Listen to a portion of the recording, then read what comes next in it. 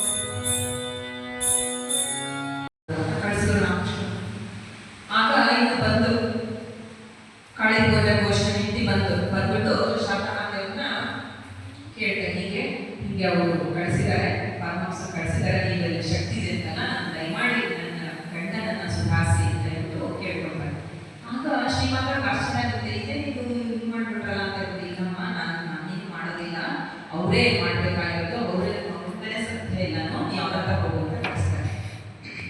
ಸರಿ ರಾಮಕೃಷ್ಣ ಅಂತ ಮತ್ತೆ ಹೋದವಳು ಮತ್ತೆ ಹೇಳ್ತಾರೆ ರಾಮಕೃಷ್ಣ ಇಲ್ಲ ಇಲ್ಲ ಇಲ್ಲ ಅವಳಿಗೆ ಕೇಳಿ ನೀವು ಹೋಗಿ ಅಂತ ವಾಪಸ್ ಕಳಿಸ್ತಾರೆ. ಹೀಗೆ 2-3 ಸಲ ಅವರು ಓಡಾಡಿದ್ರು. ಪಾಪ ಅವಳಿಗೆ ತುಂಬಾ ಬೇಜಾರಾಗ್ಬಿಡ್ತು. ಆಗ ಕೊನೆಗೆ ಶ್ರೀಮಾತೆಯವರೇ ಅವಳ ಮುಖವನ್ನು ನೋಡದೆ ಸರಿ ಆಯ್ತು ಬಾ ಅಂತ ಹೇಳ್ಬಿಟ್ಟು ಒಂದು ಬಿಲ್ವ ಪತ್ರೆಯನ್ನು ತೆಗೆದುಕೊಂಡು ಅದರಲ್ಲಿ ಶ್ರೀರಾಮಕೃಷ್ಣರ ಹೆಸರನ್ನು ಬರೆದ್ಬಿಟ್ಟು ಕೊಡ್ತಾರೆ. ನೋಡು ಇದನ್ನ ಶ್ರದ್ಧೆಯಿಂದ ಪೂಜೆ ಮಾಡೋದಕ್ಕೆ ಅಂತ ಹೇಳ್ಬಿಟ್ಟು ಅವಳಿಗೆ ಕೊಟ್ಟು ಕಳಿಸ್ತಾರೆ. ಅವಳಿಗೆ ಭಾವದಲ್ಲಿ ಇರ್ತಾ ಇತ್ತು, ಭಗವಂತನ ಭಾವದಲ್ಲೇ ಅವ್ರ ಮನಸ್ಸು ಯಾವಾಗಲೂ ಲೀನಾಗಿರ್ತಾ ಇತ್ತು. ಅವರು ಒಂದ್ಸಲ ರಾಮಕೃಷ್ಣನ್ಗೆ ಭಕ್ತರು ಅವ್ರಿಗೆ ಸರ್ಕಸ್ ತೋರಿಸ್ಬೇಕು ಅಂತ ಕರ್ಕೊಂಡು ಹೋಗ್ತಾರೆ. ಕರ್ಕೊಂಡು ಹೋದಾಗ ಏನಾಗುತ್ತೆ, ರಾಮಕೃಷ್ಣರು ಸರ್ಕಸ್ ನೋಡ್ಲಿ ಅಂತ ಕರ್ಕೊಂಡು ಹೋಗ್ತಾರೆ. ಆದ್ರೆ ರಾಮಕೃಷ್ಣನ್ಗೆ ಸರ್ಕಸ್ ಅಲ್ಲಿ ಹೋಗಿ ಕೂಡಿಸ್ತಾರೆ. ಕೂಡಿಸಿದಾಗ ಅಲ್ಲಿ ಏನ್ ಬರುತ್ತೆ 2 ನಿಮಿಷ ಆದ್ಮೇಲೆ ಸಿಂಹ ಬರುತ್ತೆ. ಸಿಂಹದ ಒಂದು ಪ್ರದರ್ಶನ ಇರುತ್ತೆ, ಸಿಂಹದ ಆಟದ ಪ್ರದರ್ಶನ ಇರುತ್ತೆ. ಆಗ ರಾಮಕೃಷ್ಣರು ಅದನ್ನ ನೋಡ್ತಾರೆ. ನೋಡ್ತಾ ಸಮಾಧಿ ಸ್ಥಿತಿಗೆ ಹೋಗ್ಬಿಡ್ತಾರೆ ರಾಮಕೃಷ್ಣರು. ಏನು ಈ ತರ ಆಗೋಯ್ತಲ್ಲ ಅಂತ ಭಕ್ತರಿಗೆ ಆಶ್ಚರ್ಯ ಆಗುತ್ತೆ, ಯಾಕೆ ಹಿಂಗಾಯ್ತು ಅಂತ ಹೇಳಿದಾಗ ಅವತ್ತು ಇಡೀ ಸರ್ಕಸ್ ನೋಡೋದೇ ರಾಮಕೃಷ್ಣರು ಭಾವಸ್ಥಲೇ ಇರ್ತಾರೆ, ಪೂರ್ತಿ ಭಾವರಾಜ್ಯದಲ್ಲಿ ಹೋಗ್ಬಿಟ್ಟಿರ್ತಾರೆ. ಆಮೇಲೆ ಅವ್ರನ್ನ ಕರ್ಕೊಂಡು ಬರ್ಬೇಕಾದ್ರೆ ಅವಾಗ ಅವರು ನಿಧಾನಕ್ಕೆ ಪ್ರಕಟಿಸ್ತಾರೆ. ಅವಾಗ ಇವ್ರು ಕೇಳ್ತಾರೆ ಭಕ್ತರು, ಏನಾಯ್ತು ನಿಮಗೆ ಠಾಕೂರ್ ಅಂತ ಕೇಳಿದಾಗ ಅವಾಗ ಹೇಳ್ತಾರೆ, ಸಿಂಹವನ್ನು ನೋಡಿದ ತಕ್ಷಣ ನನಗೆ ದುರ್ಗೆ ನೆನಪಾಗ್ಬಿಡ್ತು. ಯಾಕೆ ದುರ್ಗೆ ನೆನಪಾಯ್ತು? ಸಿಂಹ ಯಾರ ವಾಹನ? ದುರ್ಗೆ ವಾಹನ ಅಲ್ವಾ, ಅವ್ರಿಗೆ ದುರ್ಗೆ ನೆನಪಾಗ್ಬಿಟ್ಟು. ಹಾಗಾಗಿ ಏನಾಯ್ತು, ಅವ್ರು ಭಾವರಾಜ್ಯದಲ್ಲಿ ಹೋಗ್ಬಿಟ್ರು. ಆ ಥರ ಪ್ರತಿಯೊಂದು ವಸ್ತುವನ್ನು ಮಹಾತ್ಮರು ಜ್ಞಾನಿಗಳೇ ಮಾಡ್ತಾರೆ, ಅದರಲ್ಲಿ ಭಗವಂತನನ್ನೇ ಕಾಣ್ತಾರೆ. ಆಮೇಲೆ ಇನ್ನೊಂದು ಒಬ್ಬ ವಿದೇಶಿ ಹುಡುಗ ಒಂದು ಮರ ಕೆಳಗಡೆ ನಿಂತ್ಕೊಂಡಿದ್ದ. ಅವನು ಯಾವ ಒಂದು ಬಗ್ಗೆ ನಿಂತ್ಕೊಂಡಿದ್ದ, ತ್ರಿಭಂಗಿಯಾಗಿ ನಿಂತ್ಕೊಂಡಿದ್ದ. ಅದು ನೋಡಿದ ತಕ್ಷಣ ರಾಮಕೃಷ್ಣನಿಗೆ ಏನಾಗೋಯ್ತು, ಭಾವಸ್ಥೆಗೆ ಹೋಗ್ಬಿಟ್ರು. ಅಯ್ಯೋ ಯಾಕೆ ಹಿಂಗಾಯ್ತು ಅಂತ ಆಮೇಲೆ ಭಕ್ತರು ಪ್ರಕಟಿಸ್ತಾರ ಕೇಳಿದಾಗ ಅವನು ನೋಡಿದ ತಕ್ಷಣ ನನಗೆ ಯಾವ ನೆನಪಾಯ್ತು, ಕೃಷ್ಣನ ನೆನಪಾಗ್ಬಿಡ್ತು. ಕೃಷ್ಣ ಅವಾಗ ತ್ರಿಭಂಗಿಯಲ್ಲಿ ನಿಂತ್ಕೊಂಡಿರೋದು. ಆ ಹುಡುಗನ್ ನೋಡಿದ ತಕ್ಷಣ ಅವ್ರಿಗೆ ಕೃಷ್ಣನ ಒಂದು ನೆನಪಾಗ್ಬಿಡ್ತು. ಈ ತರ ಅವರು ಯಾವಾಗಲೂ ನೆನಪು ಮಾಡ್ತಾ ಇದ್ರು, ಭಗವಂತನ ಸ್ಮರಣೆಗೆ ಮುಳುಗಿರ್ತಾ ಇದ್ರು ಅಲ್ವಾ. ನಮ್ಗೆ ಭಗವಂತನ ಫೋಟೋ ತೋರಿಸಿದ್ರು ನಮ್ಗೆ ಭಗವಂತನ ಸ್ಮರಣೆ ಆಗೋದಿಲ್ಲ ಅಲ್ವಾ. ನಾವು ಸತ್ಸಂಗದಲ್ಲಿ ಎಷ್ಟೋ ಸಲ ನಾವು ಕೂತಿರ್ತೀವಿ, ಆದ್ರೆ ನಮ್ಮ ಮನಸ್ಸಲ್ಲಿ ಇರುತ್ತೆ, ಮನೆ ಕಡೆ ಇರುತ್ತೆ, ಅಯ್ಯೋ ಮಕ್ಕಳು ಏನ್ ಮಾಡ್ತಾ ಇದ್ದಾರೋ, ಇವ್ರೇನು ನಮ್ಮ ಯಜಮಾನ್ರು ಏನ್ ಮಾಡ್ಕೊಂಡ್ರೋ ಏನೋ ಅಂತ ಅದ್ರ ಕಡೆ ಗಮನ ಇರುತ್ತೆ ಅಲ್ವಾ. ಹಾಗಾಗಿ ನಾವು ಅದನ್ನ ಭಗವಂತನ ಸ್ಮರಣೆಯಲ್ಲಿ ನಾವು ಪ್ರತಿಯೊಂದು ವಸ್ತುಗಳನ್ನ ನಾವು ಕನೆಕ್ಟ್ ಮಾಡ್ಕೋಬೇಕು. ಈ ತರ ರಾಮಕೃಷ್ಣರು ಪ್ರತಿಯೊಂದರಲ್ಲೂ ಭಗವಂತನನ್ನ ಕಾಣ್ತಾ ಇದ್ರು. ಆಮೇಲೆ ಕೇವಲ ಅವರೇನು ಒಳ್ಳೆ ವಸ್ತುಗಳಲ್ಲಿ ಭಗವಂತ ಅಲ್ಲ, ಕೆಟ್ಟ ವಸ್ತುಗಳಲ್ಲಿ ಸಹಿತ ಅವ್ರು ಭಗವಂತನನ್ನೇ ಕಾಣ್ತಾ ಇದ್ರು. ಸಚರಾಚರ ವಸ್ತುಗಳಲ್ಲೂ ಸಹಿತ ಭಗವಂತನನ್ನೇ ಕಾಣ್ತಾ ಇದ್ರು. ಅವ್ರು ಒಂದ್ಸಲ ಹೋಗ್ಬೇಕಾದ್ರೆ ಒಬ್ಬ ವೇಶ್ಯೆಯನ್ನ ನೋಡ್ತಾರೆ ದಾರಿಲಿ. ವೇಶ್ಯೆ ನೋಡಿದ ತಕ್ಷಣ ಅವ್ರಿಗೆ ಏನ್ ನೆನಪಾಯ್ತು, ಭಗವತಿ ನೆನಪಾಗ್ಬಿಡ್ತು. ಜನನಿ ಜಗಜ್ಜನನಿ ಎಲ್ಲರ ರೂಪದಲ್ಲಿ ಇದ್ದಾಳಲ್ವಾ ಅಂತ ಹೇಳ್ಬಿಟ್ಟು ಅವ್ರಿಗೆ ಭಗವದ್ಗೀತೆ ನೆನಪಾಗ್ಬಿಡ್ತು. ಹೀಗೆ ಅವರು ಪ್ರತಿಯೊಬ್ಬರಲ್ಲೂ ಏನು ದೇವರನ್ನ ಕಾಣ್ತಾ ಇದ್ರು, ಭಗವಂತನ ಒಂದು ಧ್ಯಾನದಲ್ಲಿ ಅವರು ಹುಡುಕ್ತಾ ಇದ್ರು.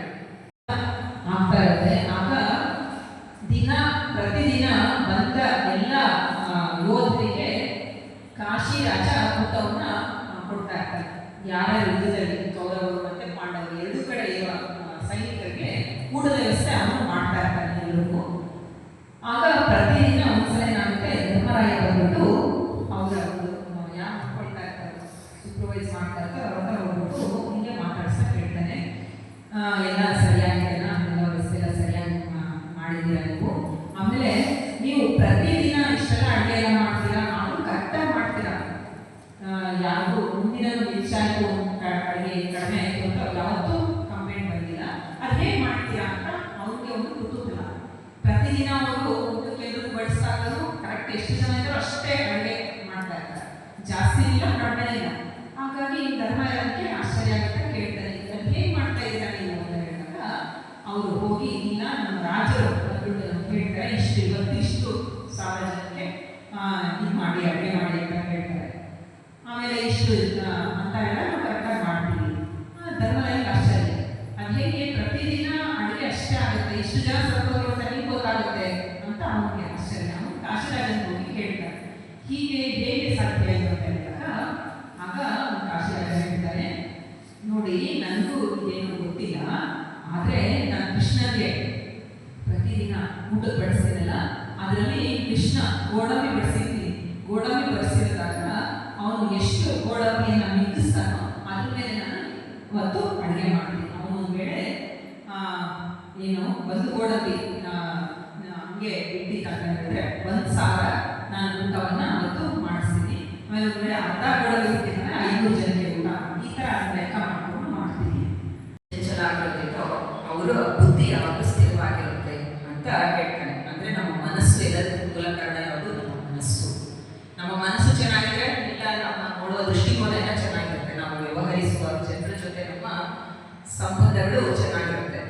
ಯಾವಾಗ ನಮ್ಮ ಮನಸ್ಸು ಚೆನ್ನಾಗಿರೋದಿಲ್ವೋ ಆವಾಗ ಎಲ್ಲ ಏನಾಗುತ್ತೆ, ಕೆಟ್ಟು ಹೋಗುತ್ತೆ ಅಲ್ವಾ. ಅವರ ನಡುವೆ ಅವರ ಮತ್ತೆ ನಮ್ಮ ನಡುವೆ ಸಂಬಂಧ ಚೆನ್ನಾಗಿ ಇರೋದಿಲ್ಲ, ಮೂಲ ಕಾರಣ ಮನಸ್ಸು. ಆಮೇಲೆ 47ನೇ ಶ್ಲೋಕದಲ್ಲಿ ಹೇಳ್ತಾನೆ ಭಗವದ್ಗೀತೆಯಲ್ಲಿ ಕೃಷ್ಣ ಸಾಂಖ್ಯೋಗದಲ್ಲಿ, ಇಂದ್ರಿಯಾಣಾಂ ಚಳತ ಯನ್ಮನೋ ವಿಧೀಯತೆ ತದಸ್ಯ ಅರ್ತಿ ಪ್ರಜ್ಞಾ ವಾಯುನಾವ ವಿವಾಂಭಸಿ.